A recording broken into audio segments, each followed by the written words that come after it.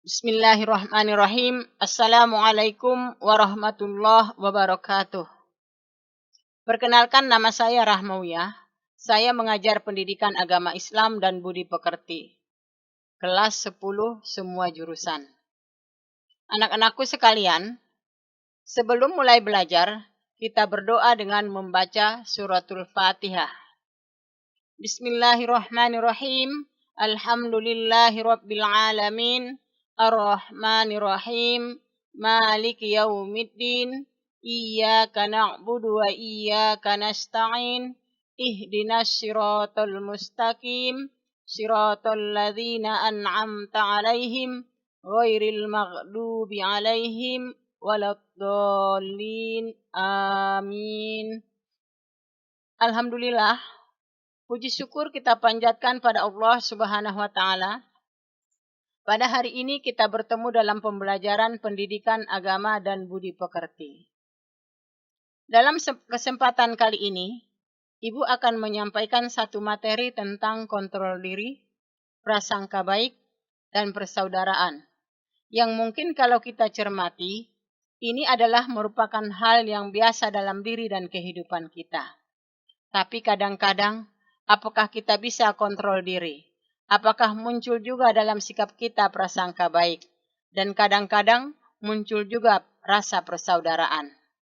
Untuk itu, Ibu harapkan kalian memahami semuanya dan dapat mengaktualisasikan dalam kehidupan kita masing-masing. Ada beberapa hal yang perlu kalian pahami dari materi ini. Yang pertama, sikap spiritual. Dari sikap spiritual, diharapkan kalian semua mampu membaca Al-Quran dan artinya dengan meyakini bahwa kontrol diri, mujahadah an-nafs, prasangka baik, dan persaudaraan adalah perintah agama. Yang kedua, sifat sosial. Dari sikap sosial, diharapkan kalian mampu menunjukkan perilaku kontrol diri, mujahadah an-nafs, prasangka baik, uhwah Islamiyah, sebagai implementasi perintah Allah dalam Quran Surah Al-Anfal ayat 72, Quran Surah Al-Hujurat ayat 10 dan 12, serta hadis-hadis terkait. Dengan materi kontrol diri, prasangka baik, husnuzon dan uhwah Islamiyah. Yang ketiga, sikap pengetahuan.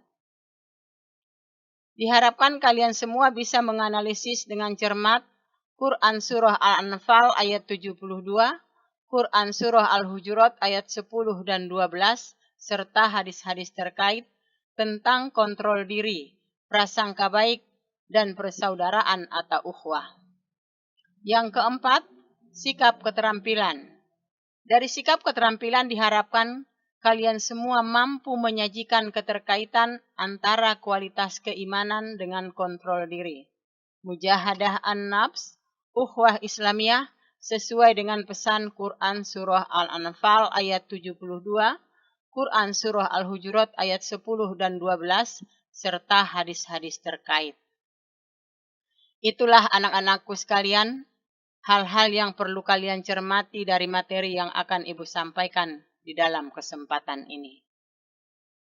Baiklah, kita lihat materi pertama tentang kontrol diri, yaitu Quran Surah Al-Anfal, surah ke-8, ayat yang ke-72. Mari kita baca bersama-sama, kalian perhatikan. Bismillahirrahmanirrahim. Innal ladzina amanu wa hajaru wa jahadu bi amwalihim wa anfusihim fi sabilillahi walladzina awaw wa nasaru ulaika ba'duhum awliya'u ba'd والذين آمنوا ولم يهاجروا ما لكم من ولايتهم من شيء شيء حتى يهاجروا وإن استنصروكم في الدين فعليكم النصر إلا على قوم بينكم وبينهم ميثاق والله بما تعملون بصير.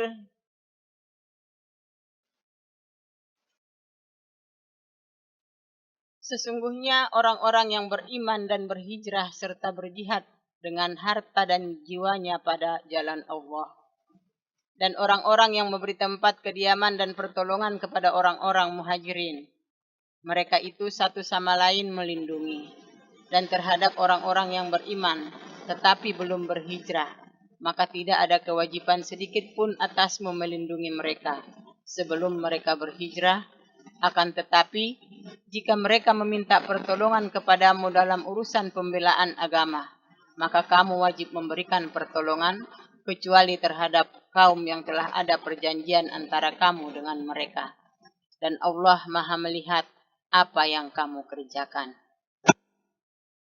Anak-anakku sekalian, dari ayat ini, kita bisa melihat bahwa kata iman itu selalu dirangkai dengan kata hijrah dan jihad.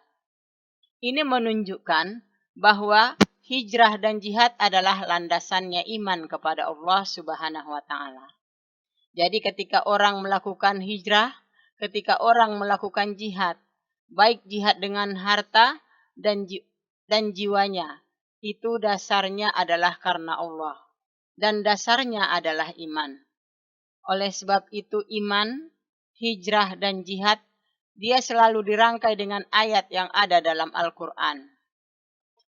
Dalam sejarah kita semua sudah pahami bahwa di usia Nabi kurang lebih 53 tahun, Rasulullah Shallallahu Alaihi Wasallam melakukan hijrah dari Mekah ke Madinah. Hijrah yang dilakukan bukan karena pilihan, karena waktu itu umat Islam berada pada tekanan dan berada di dalam intimidasi yang sangat memuncak. Dengan demikian, Rasulullah memutuskan untuk hijrah ke Madinah pada waktu itu. Orang-orang yang hijrah bersama Rasulullah ke Madinah disebut kaum muhajirin. Dan orang-orang yang berada di Madinah yang memberikan tempat kediaman dan pertolongan kepada kaum muhajirin disebut kaum Ansor. Di dalam sejarah bisa dilihat bagaimana kebersamaan antara kaum muhajirin dan kaum Ansor. Luar biasa. Mereka saling menolong dan membantu. Bahkan orang-orang Ansor rela tidak makan dan minum sebelum kaum muhajirin datang waktu itu. Jadi kalau bisa kita melihat isi kandungan ayat ini, bisa dilihat bahwa orang-orang yang berjuang di jalan Allah, orang-orang yang berjihad di jalan Allah, itu dilakukan semata-mata karena Allah, semata-mata karena iman. Anak-anakku sekalian, di dalam ayat tadi juga disampaikan bahwa orang-orang yang berada di Mekah tetapi belum melakukan hijrah, maka orang-orang beriman yang berada di Madinah tidak berkewajiban terhadap orang-orang beriman yang ada di Mekah. Tapi dalam masalah agama dan masalah dakwah, di dalam urusan agama, apabila orang-orang mukmin Mekah yang belum berhijrah meminta pertolongan kepada orang-orang mukmin yang ada di Madinah, maka orang-orang mukmin wajib memberi pertolongan. Karena kita tahu bahwa sesama orang beriman adalah bersaudara.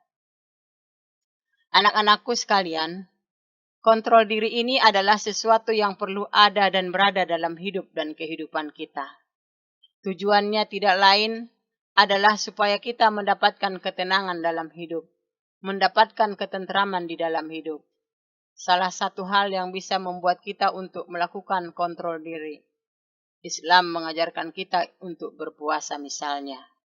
Puasa adalah suatu hal yang mampu meredam, mampu menjadikan orang-orang mempunyai sikap kontrol yang baik dalam kehidupan. Baik dia hablum minallah dan hablum minan nas. Sampai di sini pertemuan kita kali ini. Minggu depan akan kita lanjutkan. Sebelum Ibu tutup, Ibu akan memberikan tugas terlebih dahulu. Yang mana tugas pertama, tuliskan Quran Surah Al-Anfal ayat 72. Nomor 2, tuliskan arti Quran Surah Al-Anfal ayat 72. 3, tuliskan kandungan Quran Surah Al-Anfal ayat 72. 4, sebutkan pengertian kaum muhajirin. 5, sebutkan pengertian kaum ansor. Nanti tugas-tugas yang dikerjakan akan ditulis di buku tulis, tulis tanggal dan kapan waktu kamu mengerjakan, tulis nama dan tanda tangan orang tua. Setiap tugas yang tertinggal nanti kamu akan bisa melihat hari dan tanggal berapa kamu yang tidak ikut melaksanakan tugas. Assalamualaikum warahmatullahi wabarakatuh.